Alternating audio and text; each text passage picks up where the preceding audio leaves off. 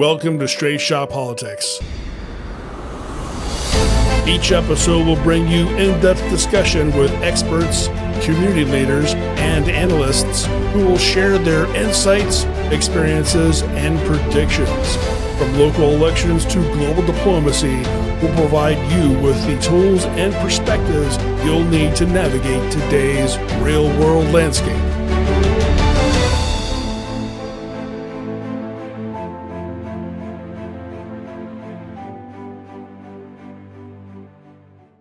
Welcome to Straight Shot Politics. This is Lisa Chafee. Thank you for joining us for episode 3. In 1979, Roe v. Wade legalized abortion here in the United States, and it's been a hot topic even since before Roe v. Wade was legalized. Last year in 2022, the United States Supreme Court overturned Roe v. Wade, putting the legalization of abortion back in the hands of each state. And we've been hearing about it all over the country, but here in Ohio, we enacted the heartbeat bill, which means abortions are banned after 6 weeks when the heartbeat can be detected. Subsequently, in Hamilton County, a judge issued an injunction on the heartbeat bill, and now Ohio is faced with a proposed constitutional amendment this November. If it's passed, abortion will be enshrined in the Ohio state constitution. The Ohio Department of Health reports that roughly 21,813 abortions took place in Ohio during 2021. That number includes abortions performed on out-of-state residents, but does not include abortions performed on Ohio residents in other states. In 2020, there were around 620,000 legal abortions performed in the United States. Conversely, some sources estimate that there are about 2 million couples currently waiting to adopt babies in the United States, which means there are as many as 36 waiting families for every one child who is placed for adoption. This August, we had an opportunity to make it so that in order to change or amend the Ohio State Constitution, it would take 60% of the vote to make that happen. Unfortunately, that issue failed. So November 7th, Ohio will be voting on an abortion initiative that will legalize abortion up to birth, that will allow children to get abortions without their parents' consent, and many other things. So joining us this evening is Micaella Clay, who's an advocate for the Ohio Abortion Survivors Network. Micaella, thank you for joining us. Thank you for having me. So you have a very interesting story, and I'm just going to let you share with us your story, and we're just going to listen. All right. So I was adopted when I was roughly 6 years old. I had been in about 36 homes by the time that I was 6. I had a lot of medical issues growing up as they progressed and I got older. I would ask quite often, does anybody have my medical records? How can I find out what's going on? Especially when I was getting into a point where I was going to have my own children, I was really afraid that they would be born with a lot of the issues that I had. So for years and years and years, I contacted where I was adopted and asked them to release my medical records. I was told no. I was told that it's not my best interest. I was told a lot of things, but no one would ever release them. So I usually would call around my birthday, asking those same questions. There were some things that I had noted getting older. One was that my brother's birth certificate had a lot of identifying information, the time he was born, his date, um, his weight, all these things that, are just vital statistics to him. But to me, it was odd because my birth certificate didn't have that information on it. It only had my parents who adopted me's information. So then on my 35th birthday, I called Job and Family Services again. And I was like, hey, it's me again. I just want to know if somebody would like to talk to me about my birth records because I really need to know, are my nieces, my nephews, my children going to have the same issues that I have? And this woman answered and she said, I've been praying that if you called this year, I would talk to you, but I need to talk to you off the record. So can I call you back? She did call me back and she let me know that The reason that I had all the medical problems that I had was because my birth mother had me in an abortion clinic, and it was a makeshift clinic in a migrant farm somewhere. They didn't have any identifying information as to where exactly it was, but they did state that I was born probably the end of my second trimester, early third trimester, and that was the reason that I was having all the complications that I was having. They believe that my birth mother panicked and abandoned my 2-year-old brother at that clinic as well. So both of us were adopted together as we got older. But that was really the first time that I learned what my medical problems had come from, and then also learned why my birth certificate didn't have any information because nobody actually knew when I was born. All they could do is identify that I was alive, that I am a citizen, and that was all they could do. So someone from social services made up a date of birth for me, and my birth certificate is actually stamped 6 years after I was born. So that is when I became a person to the United States. Wow, that's incredible. So your mother went into your birth mother went into the abortion clinic with the intention of having an abortion. Did she not know how far along? Were they not able to determine before they attempted the procedure? So this was back in '79.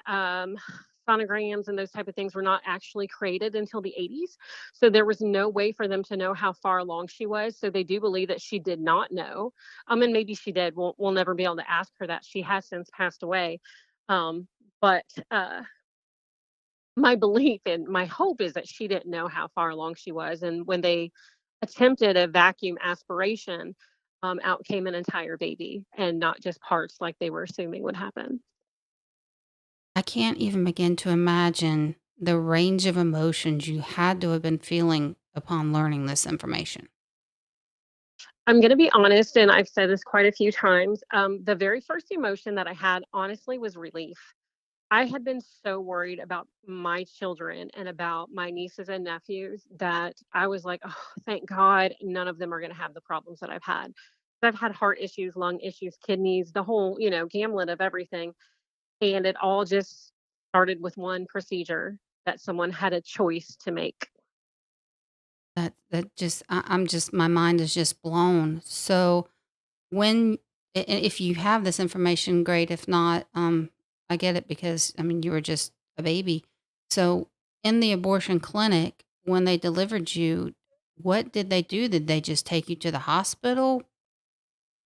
They did not, and the reason that they know that, that was not what happened and the reason that they can't, really determine when my birthday is because when I was finally brought to the abortion clinic, um, I so if you know anything about premature babies, the last trimester is when your lungs develop. Right. And because of the way that my lungs were, they knew that I had already been alive long enough for everything to kind of harden and not be able to mature any longer or any further than it was. So when a baby's first born, you can put them into an incubator and give them all these steroids and all these drugs to strengthen and to help them to, finalize what's going on with their lungs in that last trimester for development. However, mine were already set, so they knew that I had been alive long enough where they were not able to do anything further for my lungs. Wow. That's it's a miracle. It's utterly a Right. miracle that you are here right now. So since finding out about your birth, what prompted you to start well, first of all, when did you decide to start speaking out against abortion?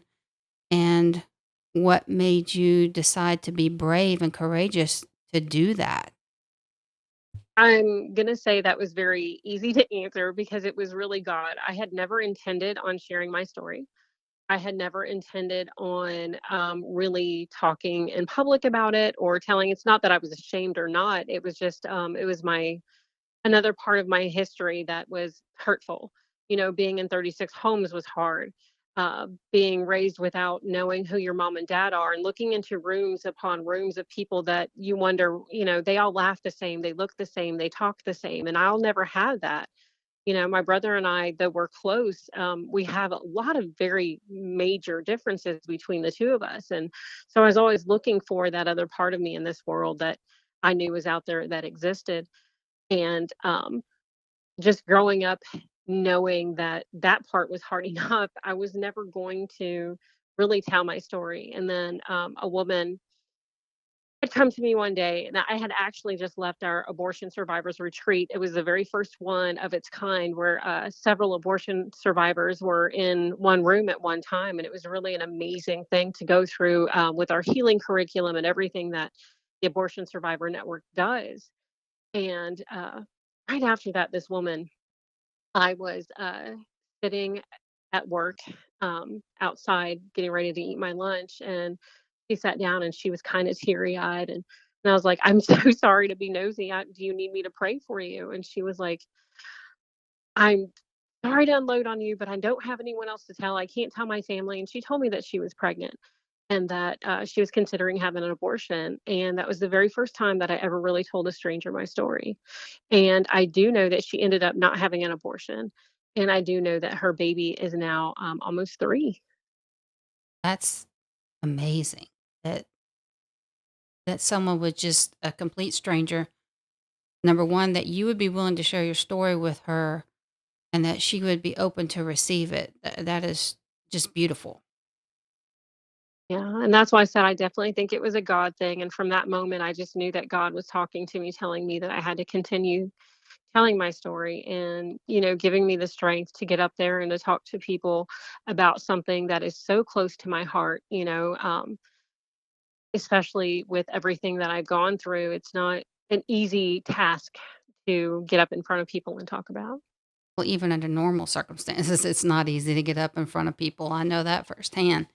So, Abortion Survivors Network, as I understand it, there's approximately 1,700 abortion survivors born each year. Is that the data that you have? Can tell me more about this. I mean, we don't hear about this. We only hear about, it's my body, my choice. Right.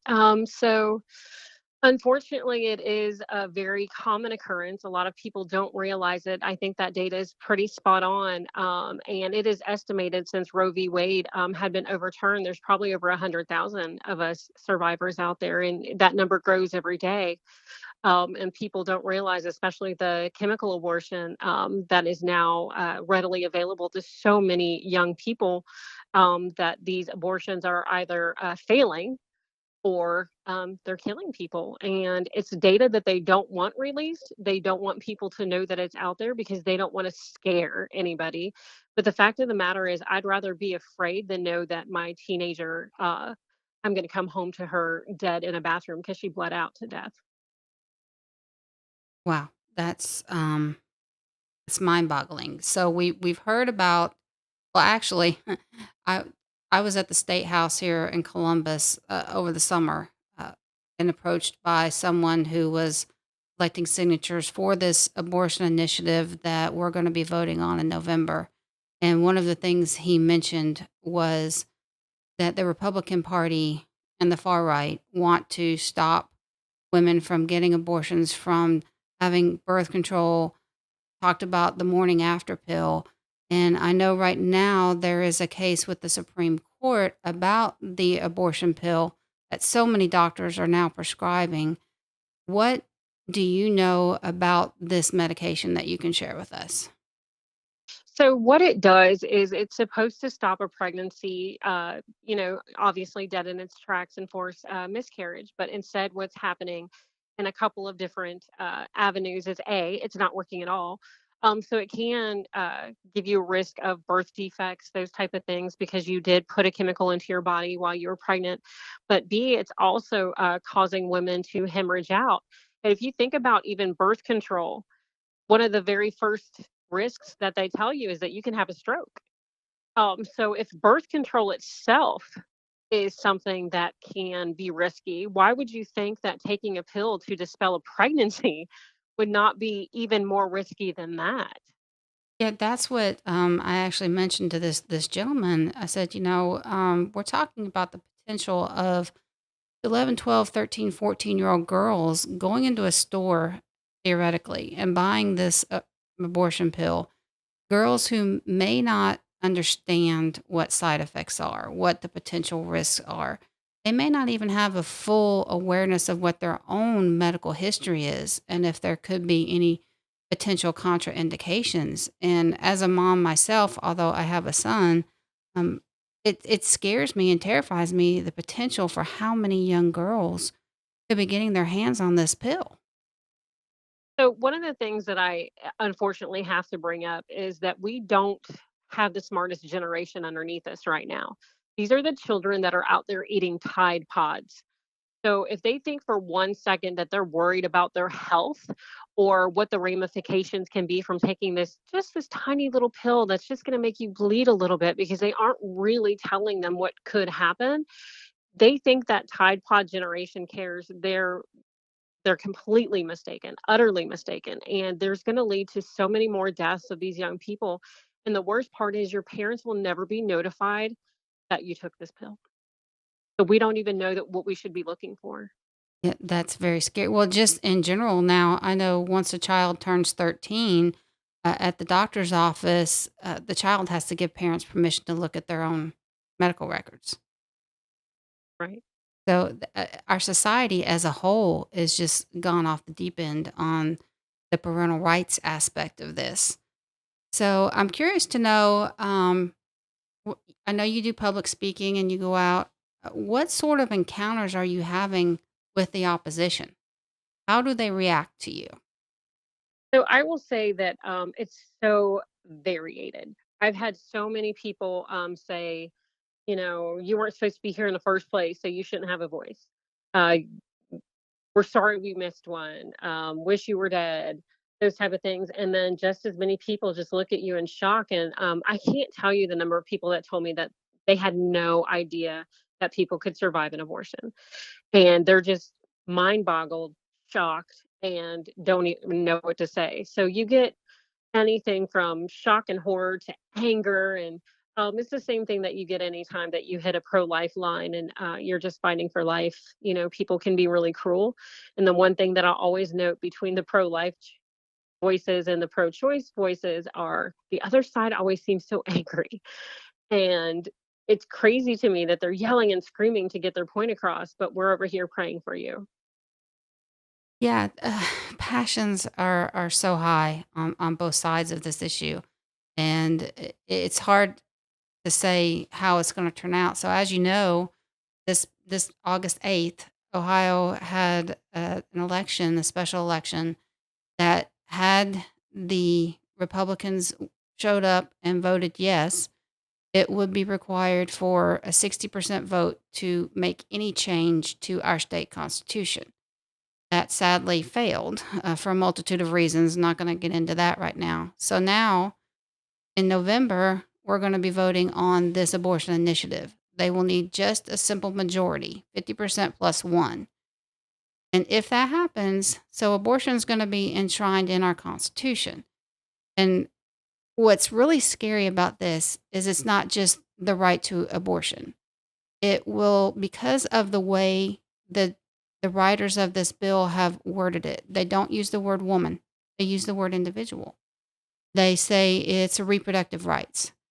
So a multitude of things can potentially go wrong with this. We know that if it's passed, it could lead abortion up to the point of birth. It could mean a 14-year-old boy could pop up and say, it's my reproductive right to remove my penis because I want to be a girl. And guess what? My parents don't have to know. So, Right. what are your thoughts on this? And what else do you know about this potential law, constitutional change that you could share with us? So everything that you said is correct. Basically, what will happen in the state of Ohio is somebody can come pick up your child. A rapist, 25-year-old, 26-year-old, can pick up your child, go pick them up from school, take them to an abortion clinic, have them have an abortion, bring them back to school, and you will never be notified that your child is in any risk or any danger. The same thing can happen to that young boy who decided that he wanted to become a female. a friend can take him, have the surgery done, and the parents will never be notified. And lastly, it is for abortion up to 9 months, which means that the state of Ohio, I think, has a possibility of becoming a refuge state for people who want to have the late term abortions and who are going to want to invoke the right for the baby to be terminated after that 9 months. And what that is that born alive bill that we're all fighting for. Basically, it's people like me. So if you are pregnant and you go through your 9 months and you didn't want the baby, what they can do is they can deliver and then put the baby aside and allow it to die. And that is something that is very real and happening in a lot of states. And that means that Ohio could become an epicenter for that, for sex trafficking, and so many more things if people do vote yes in November. It blows my mind. So we're talking about infanticide. And I Yes. remember years ago when China was doing that because they had a Yeah. very strict rule, one child per family. And of course, they all wanted boys. And many, many girls were killed upon birth. And the United Right. States spoke out against that, if I remember correctly. And yet now we're saying because it's a woman's choice. Do you think, and this is what worries me. We have the heartbeat bill here in Ohio at 6 Yeah. weeks. And I'll be honest with you. I am pro-life. However, there are circumstances. When I became pregnant with my son, I didn't even know until I was 10 weeks. But I personally think the heartbeat bill is too harsh. Um, do you think there is a potential, or should there be potential to say, to avoid having this getting enshrined into the Constitution, say compromising and allowing for abortion, say up through the end of the second trimester or up to the point of viability outside the womb? So I was born at the end of the second trimester. So I would have to say that if we're going to move it, that's not the direction to be moving it. Not that far out anyway, because that's exactly when I was born. Um, and I'm viable. So who's to say who's going to be viable and who's not? There's babies now that have lived at 20 weeks, so that's again, that's us breaching into God's plan. However, if there was going to be um, a line drawn, I do think that in that first trimester, it should be drawn then. Maybe make it the end of the first trimester. But what is happening is the line used to be at conception, right? Right. Then they moved it to the heartbeat. Then they moved it further down, and then they moved it further down. And we're going to see our country become a lot like Canada, who now can actually euthanize a child up at 1 week. Meaning that if you find out that there's a chromosomal defect, Down syndrome, those type of things, MS, anything that you deem could be a hindrance upon that child, you can actually euthanize your child at 1 week in Canada. And I have a feeling that if we vote yes and we keep moving this line further and further down, no line will be drawn. Who knows that at 2 years old, when you find out that your child is autistic, that these people won't want to euthanize because again, they won't think that they're going to be a viable member of society. We can't keep moving the line. I agree with you. I believe I know there's countries in Europe, and their names escape my brain at the moment, but they will allow for abortion of Down syndrome or any genetic abnormalities. And with the advancements in our medical technology, like you said, so you were born at the end of their second trimester, you know, 10, 15 years ago, prior to your birth, um, you wouldn't have survived, most likely, or any Right. child born at 20 weeks. Oh my gosh. And then you have to consider, now I'm playing devil's advocate here. Right. All the potential, I used to work in a children's hospital and saw the premature babies. And I think the earliest one I saw was right at 30 weeks, and the health complications, lifelong health complications. So now you've got a beautiful baby, but is now a lifelong medical patient. And you have to decide, what's the quality of life worth? How do we decide that? Is it fair to decide that?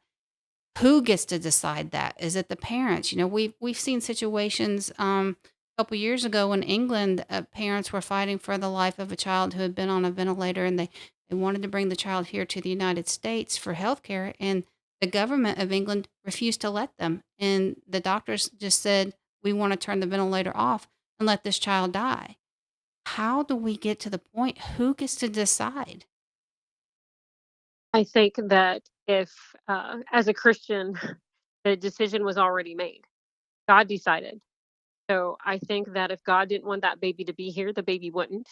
I think that we all go through trials and tribulations, and that, God's most perfect children are those innocent ones that can't speak for themselves. And maybe just because you may not understand what they're saying or what they're thinking because they do have developmental disabilities doesn't mean that somewhere inside their little heart that they aren't in there crying out. So I think if they are alive, then God already made the decision. The decision was made for them to be here. I have to say I agree with you on that. And I've often said, I've had deep discussions with people, having worked in healthcare for over 20 years. Um, I kind of think that when you have children born who have those severe, especially the mental, the kids who will never be able to form a sentence. They can't do anything for themselves. They can't feed themselves. They grow up um, to just exist. What's their purpose? And in many discussions that has come out, I kind of think it might not, God's intention may not be a purpose for that specific child other than a lesson for their caregivers. Exactly. It's such a fine line, and it's ingrained in our nature to want to take care of our children and protect our children.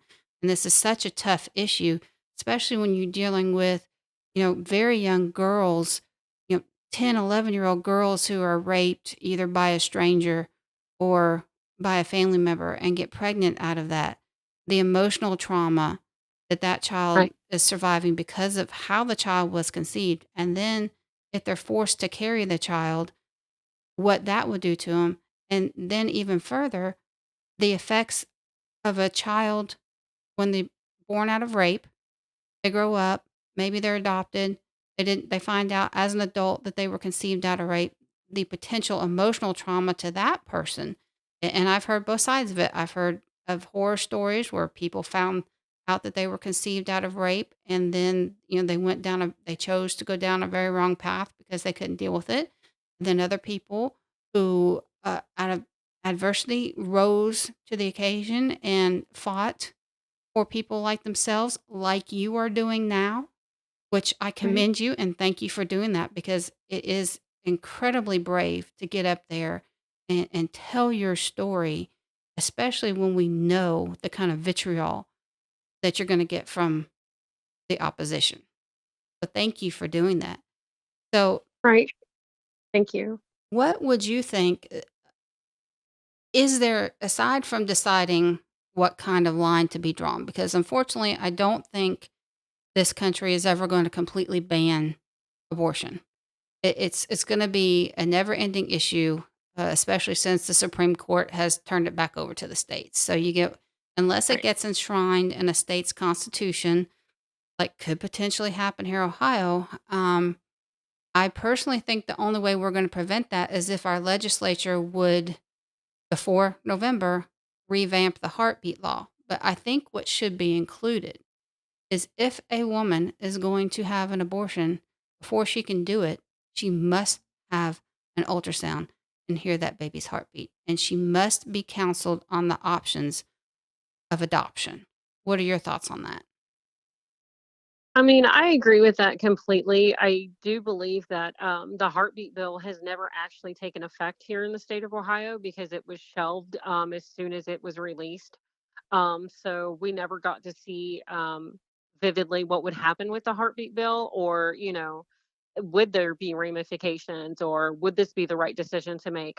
Because we've never actually enacted it in the state of Ohio because it was shelved as soon as it was uh, approved.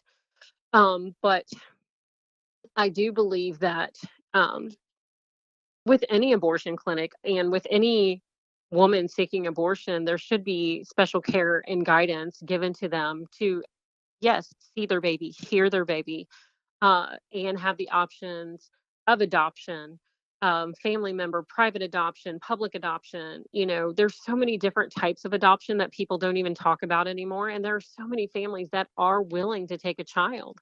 So all of those things could and should be brought into consideration for them as well. And the one thing that I'm also not hearing about is pregnancy prevention. Right. Because unfortunately, in a lot of states, they would rather abort than talk about giving out condoms and giving the pill and getting the shot. I actually know a young lady who had 8 abortions, and I will never forget her reasoning was that the pill made her fat. That is why she would not take the birth control pill, because it made her fat. So she had had 8 abortions, and then she stopped living her crazy life that she was living, got settled, got married, and now they are unable to have a child. I've heard horror stories of abortions gone wrong, of multiple abortions where it's resulted now in infertility. And Right. it's scary to me and it angers me that the medical community is allowing this to happen. And it also begs the question, why are we not asking as parents, as citizens, as Christians, why are we not asking why? What is the benefit to those who are pushing abortions? There is no benefit. And that's the thing. I think that it has become a cool thing to do. It's become what's in is to be pro choice, without thinking of the ramifications of what's going to actually happen to the female. Because here's the thing, all those pro choice people, they're there for you. They will walk you to the doors, they will celebrate you having an abortion. But when you walk out those doors and it really hits you that you've done what you've done and that there's no way to take it back, they aren't there to hold your hand and counsel you through that therapy and talk to you about what you can do to heal from the wound that was created by the abortion industry. They leave you there at that door.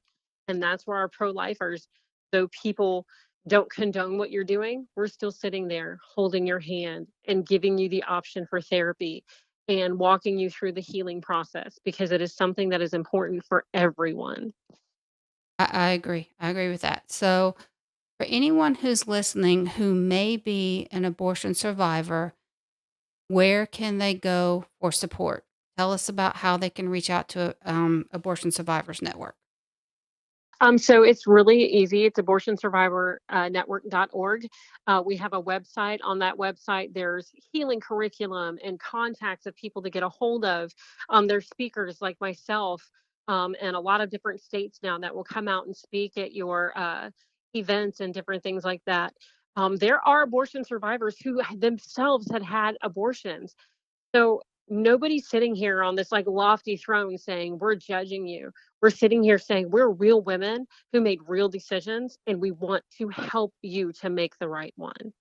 Do you have a website that people could reach out to you individually? So I do have the my speakers page on Facebook, and it's Micaella Clay, abortion survivor and life advocate.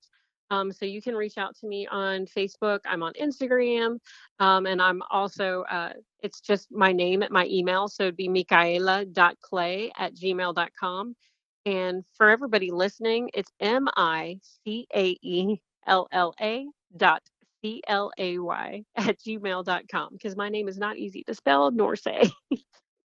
Yes, it took you having to correct me on that. So thank That's you, okay. Michaela. We appreciate you so much. I'm truly I feel honored to be able to have this conversation with you. Thank you again for I, joining us. I do think it's important for our state, especially now more than ever, to really fight for the lives of those who can't speak. So thank you so much for having me. Thank you.